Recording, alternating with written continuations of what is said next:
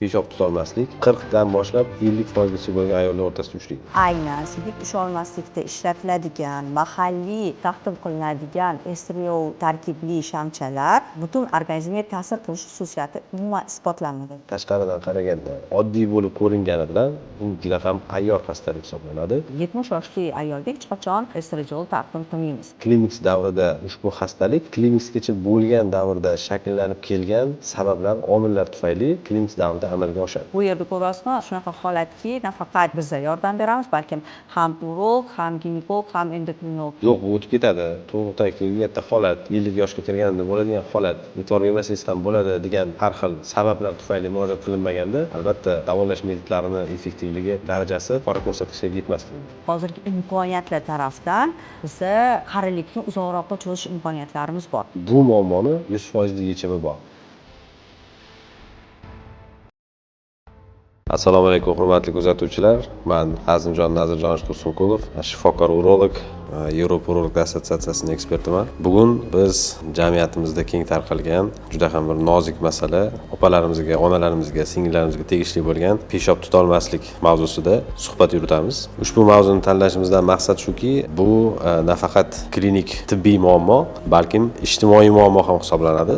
Sababi xalqimiz orasida ushbu muammo nozikligi jihatdan ko'pchilikni oila doirasida, umuman jamiyat doirasida noqulay his qilishga majbur qiladi va ko'pchilik bemorlarimiz, onaxonlarimiz ushbu muammoni yashirishga harakat qilishadi. Ko'pchilikdan eshitib qolamiz, bu muammoni yoshga xos normal fiziologik holat deb ham hisoblashadi. O'shaning uchun biz bu muammoni kengroq yoritishga qaror qildik va o'ylaymanki, ushbu videomiz sizlar uchun foydali bo'ladi. Assalomu alaykum. Men Dilobar Ibrohimova, praktik vrach endokrinolog, The Life klinikasi rahbari va bugun sizlar bilan birgalikda ayollarga xos, aynan menopauza yoshidagi ayollarga xos genetda original sindrom, ya'ni ham sidik yo'llari bilan bog'liq muammolarni qanaqa qilib gormonal holatga bog'liqligi to'g'risida gaplashamiz. Peshob tutolmaslik nima o'zi? Peshob tutolmaslik bu kunlik hayot jarayonida, ish jarayonida, tinch holatda o'tirganda yoki masalan tinch holatda faoliyat yuritilayotgan paytda yo'talganda, aksirganda yoki qattiq kulganda yoki masalan og'ir narsa ko'targanda beixtiyor peshobni bir qismini yo'qotish hisoblanadi. Statistikaga qaraydigan bo'lsak, dunyoning rivojlangan mamlakatlarida aholini tibbiy ma'lumot darajasi yuqori bo'lgan davlatlarda ushbu peshob tutolmaslik 40 dan boshlab 50% gacha bo'lgan ayollar o'rtasida uchraydi. Ko'proq 30 yosh va undan yuqori ayollarda uchraydi. Ushbu 40-50% bemorlarimizdan taxminan 15-20% ga jarrohlik amaliyoti ko'rsatma hisoblanadi. Biz endokrinologlar местный, ya'ni mahalliy estradiol mahsulotlariga shamchalar yoki kremlarni tavsiya qilamiz. Ana shu holat juda ham ayollarni holatini yaxshilaydi, ya'ni qichishishlar, qurish belgilari hamda sidik usholmaslik holatlarini juda ham yengillashtiradi. Afsuslar bo'lsinki, hozirgi kunda bizda gormonlardan qo'rqish juda ham rivojlangan, ya'ni gormonofobiya holati mavjud. O'sha ayollar gormonal shamchaligini eshitgan holatda o'sha yurakligi yorilib, "Yo'q, bu narsani qilmayman, menda ko'kragimda kistam bor yoki miyomam bor" degan juda ko'p narsalarni aytishadi.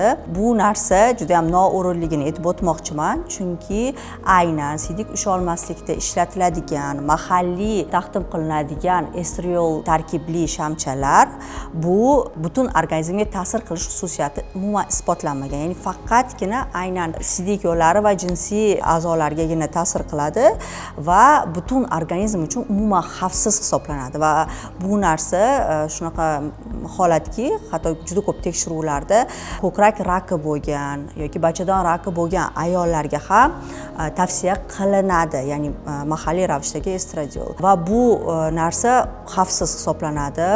Ayrim paytlarda kurs bilan yoki hattoki butun umrga ham tavsiya qilinishi mumkin. Bu holat nima uchun kerak? Chunki biz ayollarning hayot sifatini, ya'ni yosh katta ayollarning hayot sifatini yaxshilashimiz kerak. Ularda mana shu sidik tutolmaslik yoki jinsiy a'zolardagi har xil qichish holatlarini oldini olishimiz kerak. Chunki bu hayot sifatiga ta'sir qiladi. Ular uxlamasdan chiqishligi mumkin yoki masalan hattoki aytishadiki, mehmonlarga bora olmaymiz, har xil holatlar bo'lishi ehtimoli bor deyishadi. Shuning uchun bu juda ham muhim. Fiziologik tomondan, anatomik tomondan ushbu muammoni sababiga qaraydigan bo'lsak, tos bo'shlig'i diafragmasi degan tushuncha bor. Tos bo'shlig'ida joylashadigan organlar, to'g'richak, ayollarda jinsiy a'zolari va siydik yo'lini o'zaro birlashtirib va tutib turuvchi juda ham murakkab kompleksdan iborat bo'lgan bog'lamlar va mushaklar kompleksi bor va bu tos diafragmasi deyiladi va o'sha yuqorida ko'rsatgan omillar natijasida tos diafragmasini mushaklari, bog'lamlari bo'shashish natijasida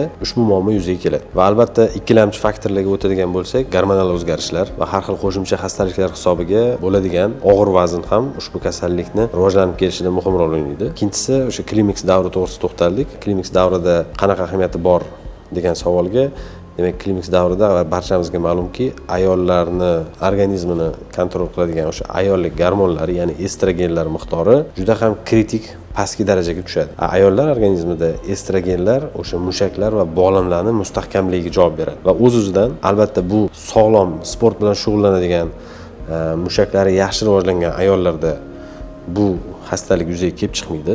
Demak, o'sha klimaks davrida ushbu xastalik klimaksgacha bo'lgan davrda shakllanib kelgan sabablar, omillar tufayli demak klimaks davrida amalga oshadi.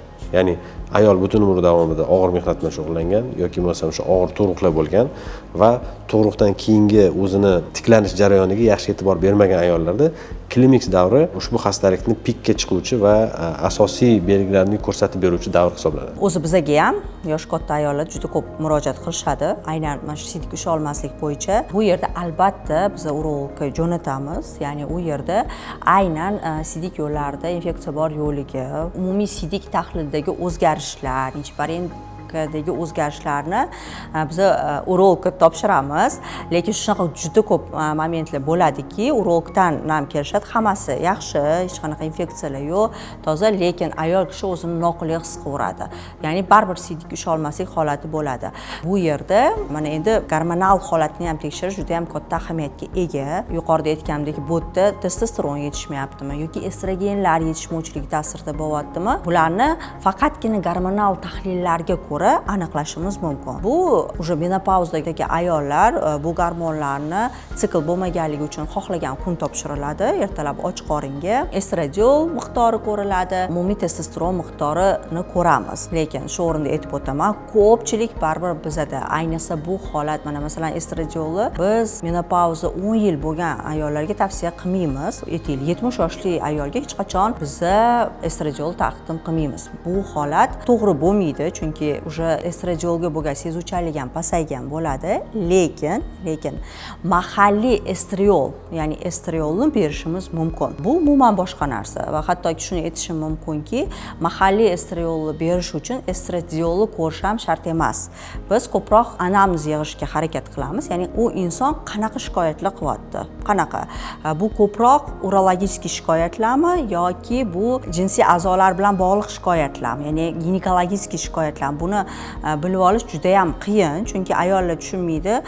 Masalan, osti qichish bo'lyapti degan shikoyatga har xil holatda qarash mumkin. Bu infeksiya tufayli ham qichish bo'lishi mumkin yoki estradiol yetishmasligi hisobiga ham, quruqlik hisobiga ham qichish bo'lishi mumkin. Demak, ushbu xastalikni diagnostikasi to'g'risida gapirishdan oldin men ayollarimizga murojaat qilmoqchi edimki, ushbu xastalik bu fiziologik holat emas. Ya'ni 50 yoshga to'lgandan keyin yoki 60 yoshga to'lgandan keyin ushbu holat barcha ayollarda kuzatiladi-ku va endi men shu bilan yashashga majburman degan tushunchadan biz yiroq bo'lishimiz kerak. Sababi ushbu xastalikni to'liq o'zini diagnostikasi bor, o'zini standartlari bor va davolash standartlari bor va ushbu xastalikni davolash metodlari 90% va undan yuqori effektivlikka ega. Demak, xastalikni tashxislash uchun nima qilish kerak? Oddiy urolog qabuliga borish kerak. Urolog ko'rigidan so'ng maxsus test bor, ya'ni yo'tal testi deyiladi. Ayol kishi shu yo'taltirib ko'rilganda peshob ajralish jarayoni bo'ladimi yoki yo'qmi shu ko'riladi va undan tashqari qo'shimcha tekshiruvlar, urodinamik tekshiruvlar kerak bo'lishi mumkin. Uroflometriya, ya'ni qovoqning hajmi va ajralayotgan peshobning tezligini tekshirib ko'rish mumkin. UZI tekshiruvi, ya'ni qovoqda qoldiq siydiklar bor yoki yo'qligini ko'rib beruvchi tekshiruv qilishimiz kerak bo'ladi va albatta siydikni umumiy tahlili, ya'ni siydikda infeksiya bor yoki yo'qligini ko'rishimiz kerak bo'ladi va qo'shimcha kerak bo'ladigan bo'lsa, bemorimizga nevropatolog yoki bo'lmasam qo'shimcha mutaxassislarning konsultatsiyasi kerak bo'lishi mumkin. Va asosiy e'tibor beradigan joyi bu shifokor va bemor o'rtasidagi suhbat. maxsus so'rovnoma yordamida tashxis qo'yish juda ham muhim hisoblanadi. Nimaga deganda, ushbu xastalik tashqaridan qaraganda oddiy bo'lib ko'ringani bilan bu juda ham ayyor xastalik hisoblanadi. Nimaga deganda, ushbu xastalikni bir-biriga o'xshash bo'lgan bir nechta turlari bor va ushbu turlarini shikoyatlari bir-biriga o'xshaydi, lekin kelib chiqish mexanizmi har xil va o'z-o'zidan davolash turlari ham har xil. Bizda ko'pchilik hamkasblarimiz, ginekologlar ham ushbu muammo bilan shug'ullanishni yaxshi ko'rishadi, lekin nimaga effekt bo'lmadi yoki bo'lmasam bemor nima uchun davodan qoniqmadi degan savolga diagnostikada bizda tibbiyotda differensial diagnostika degan tushuncha bor. Ya'ni ikki xil bir-biriga o'xshash tashxisni bir-biridan ajratib olish. Ushbu joyi nozik masalaga ko'pchilik e'tibor bermaydi. Ya'ni bu yerda biz haqiqiy stressli peshob tutolmaslik, ya'ni yo'talganda, aksirganda fizический nagruzka bo'lgan holatdagi sidik ajralishini birdaniga peshobga qistov bo'lishi bilan yuzaga keladigan peshob tutolmaslikdan to'liq ajratib olishimiz kerak bo'ladi. Bundan tashqari aralash peshob tutolmaslik turi bor. Ya'ni aralash turida yuqoridagi ikkita forma ham bitta bemorda mavjud bo'ladi.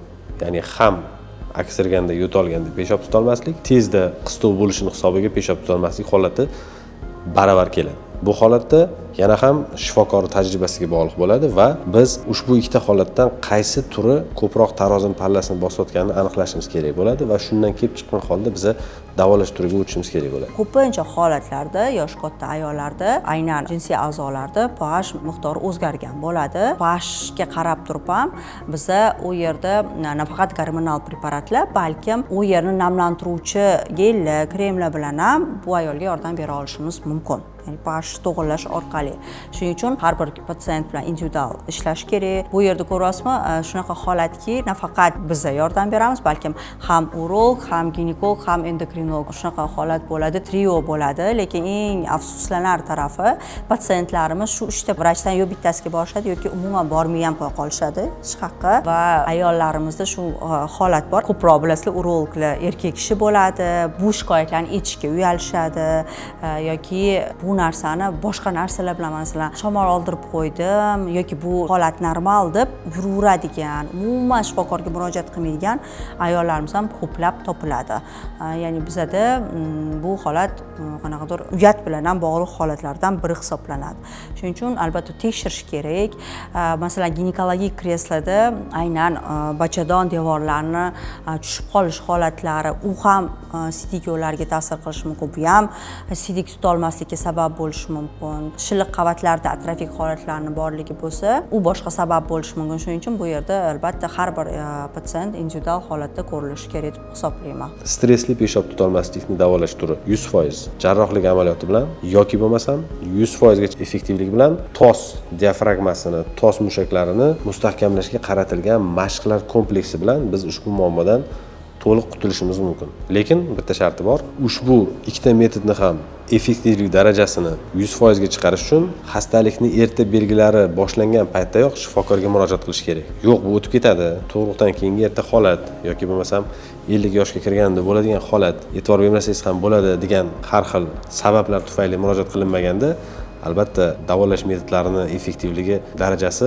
yuqori ko'rsatkichlarga yetmasligi. Ikkinchi turga keladigan bo'lsak, urgent giperaktiv qovuq deymiz biz, ya'ni qistov birdaniga kutilmaganda, mana choy ichib o'tirganda, suhbatlashib o'tirganda yoki bo'lmasam ovqat tayyorlashga taraddud ko'rilayotgan paytda birdaniga qistov bo'lib qolib, hojatxonaga yetib bora olmasdan peshob yo'qotish turini davosi, u ham ikki xil yo'li bor. Birinchi yo'li dorilar bilan, medikamentoz.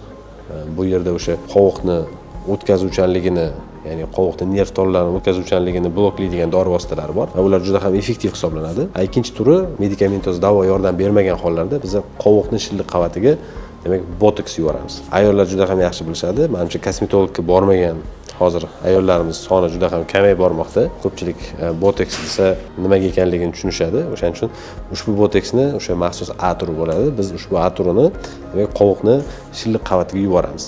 Bu bilan biz nimaga erishamiz? Ya'ni o'sha haligi mexanizm qovoqni kerak emas paytda o'zidan o'zi qisqaruvchanligini biz botoks yuborish orqali, mushaklarni falajlash orqali biz shu narsani to'xtatishga erishamiz. Ushbu metodning effektivligi taxminan 70% tashkil qiladi. Lekin ikkala peshob tutolmaslik turini ham eng zo'r davosi, men o'ylaymanki, bu profilaktika. Sog'lom hayot tarziga amal qilish, kunlik ichiladigan suyuqlik miqdorini nazorat qilish, oshiqcha vaznni nazorat qilish, tug'ruqlardan keyin tos mushaklari diafragmasi bilan shug'ullanish va doimiy ravishda o'sha tos mushaklarini mustahkamligiga qaratilgan mashqlar kompleksini to'laqonli ravishda amalga oshirib borish va ushbu xastalik belgilari paydo bo'lganda uyalmasdan, tortinmasdan shifokorga murojaat qilish ushbu xastalikni to'laqonli oldini olishga yordam beradi. Profilaktikasi to'g'risida gapiradigan bo'lsak, mani eng yaxshi ko'rgan mavzularimdan biri bu ayollarimiz o'zining sog'lig'iga, o'sha menopauzaga kirayotganda juda ham e'tiborli bo'lishi kerak. Chunki hozirgi kunda ham pluslari ham minuslari bor, ya'ni hozirgi kunda ekologik muammolar tufayli bir tarafdan menopauza vohliroq boshlanayotgan bo'lishi mumkin lekin hozirgi imkoniyatlar tarafdan biza qarilikni uzoqroqqa cho'zish imkoniyatlarimiz bor har taraflama. Chunki mana shu sidik tuta olmaslik holati ham bizning hayot sifatimizga yomon ta'sir qilishi mumkin, ayollarning hayot sifatiga. Shuning uchun albatta hayzdan qolyaptimi ayol kishi necha yoshda bo'lishidan qat'iy nazar bu 35 yoshdan boshlab 55 yoshgacha davom etadigan holat bo'lishi mumkin. Albatta endokrinolog, ginekolog shifokorlarga murojaat qilib, qaysi bosqichda estrogeni qanaqa miqdorda, testosteron qanaqa miqdorda, qaysi shikoyatlar bezovta qilyapti. Chunki bu yerda faqat sidik tuta olmaslik emas, juda ham ko'p holatlar bo'lishi mumkin. Shuning uchun albatta bu yerda o'z vaqtida murojaatlardan hammasi boshlanadi va eng asosiysi ayollar o'zlarini holatlarini shifokorga aytishdan uyalmasliklari kerak. U shifokor ayol kishi bo'lsin, u shifokor erkak kishi bo'lsin, biza uyalmasdan aytishni bilishimiz kerak. Juda ham muhim. Chunki bitta narsa hech qaysi shifokor o'zidan o'zi pol ochishni bilmaydi. Ya'ni biz faqat shikoyatlarga qaraymiz, dalillarga, laborator ma'lumotlarga qaragan holatda sifatli patsientlarga yordam ko'rsata olishimiz mumkin. Uy sharoitida kunlik yarim soatli yoki masalan 40 minutlik tos mushaklariga qaratilgan mashqlar kompleksini bajarib borish menimcha profilaktika uchun yetarli bo'ladi. Biz quyidagi silkada ko'rsatamiz ushbu mashqlarga qanaqa amalga oshiriladi, qanaqa to'g'ri bajarish kerakligini, ya'ni bu hammamizga ma'lum Kegel mashqlari deyiladi. Bundan tashqari kofe ichishni nazorat qilishimiz kerak va ichiladigan suyuqlik ob'yomini, suyuqlik miqdorini nazorat qilishimiz kerak bo'ladi. Va albatta homiladorlik paytida tug'ruq jarayoniga yaxshi qat'iy tayyorgarlik ko'rish, ya'ni o'zingizni o'sha shifokor ginekologingiz bilan birgalikda, ya'ni ushbu jarayonlarga puxta tayyorgarlik ko'rish, organizmni o'ziga xos jihatlarni hisobga olgan holda. Men o'ylaymanki, ushbu chora-tadbirlar kelajakda peshob tuta olmaslik muammosiga duch kelishingiz imkoniyatini keskin darajada pasaytiradi. Bu kasallikdan to'liq qutulish imkoniyati bor. Mana o'zi umuman imkonsiz narsani o'zi yo'q. Agar o'tda mushaklar muammosi bo'lsa, masalan, o'sha to'g'irlashga to'g'ri kelsa, kerak bo'lsa operativ holatlarni to'g'irlash, infeksiya bo'lsa infeksiyani to'g'irlaganimizdan keyin, gormonlar yetishmasligi bo'lsa gormonlarni to'g'irlashimiz. Ya'ni hozirgi kunda imkonsiz narsani o'zi umuman yo'q. No, bunga bizning ayollar tayyormikin? Masalan, o'sha gormonlar, mahalliy gormonlar, men umumiy ta'sir qiladigan gormonlarni aytmayman, mahalliy gormonlarni qilishdan qo'rqmasliklar bormikin, boshqamikin? Shular haqida o'ta suhbat olib borilishi kerak. Gormonofoblikni yeshtirishimiz kerak. Juda bu noto'g'ri narsa, chunki gormonlar, men endi o'zimning kasbimdan kelib chiqib aytaman, gormonlar bizning borimiz. Biz gormonlarsiz yasha olmaymiz. Ya'ni uyqudan turishimizdan tortib uxlagunimizcha, tug'ilib o'sish, o'smirlik, fertil yoshdagi holat va qarigunimizcha bo'lganda ham har xil gormonlarni kompozitsiyasida baribir yashaymiz. Faqat ularni to'g'ri qo'llay bilish kerak. Va eng asosiysi buni juda ham chiroyli qilsa, hech qanaqa zarar qilmasligi mumkin. Bu faqatgina hayot sifatini yaxshilashi mumkin. Ya'ni hozirgi kunda hamma xohlaydi. Men ko'rib turgan insonlar ham uzoq umr ko'rgisi keladi, kechroq qarigisi keladi, hayot sifatini yaxshilagisi keladi. Va bularda gormonlar roli juda ham katta. Bu muammoni 100% yechimi bor. Va albatta siz tajribali shifokorga bu muammo bo'yicha yetarlicha bilim va tajribaga ega bo'lgan mutaxassisga murojaat qilishingiz kerak va shunda siz yana qayta jamiyatdagi o'zingizni o'rningizni va o'zingizni missiyangizni davom ettirishingiz mumkin. O'shaning uchun onaxonlar shifokorga murojaat qilishdan uyalish kerak emas, tortinish kerak emas va bu muammoni birgalikda yechimini topishimiz kerak. O'ylaymanki, bugungi mavzuyimiz sizlar uchun juda ham qiziqarli bo'ldi va agar sizlarda qanaqadir savollar tug'ilgan bo'lsa yoki gormonlarga oid, umuman yosharishga oid qanaqadir savollaringiz bo'lsa, sizlarni kommentariyada kutib qolaman. Marhamat, o'zingizlarning savollaringizni yo'llanglar va biz kelasi mavzularda bu narsalarni yoritishga harakat qilamiz va CAU Med 36 kanaliga obuna bo'lishni unutmanglar.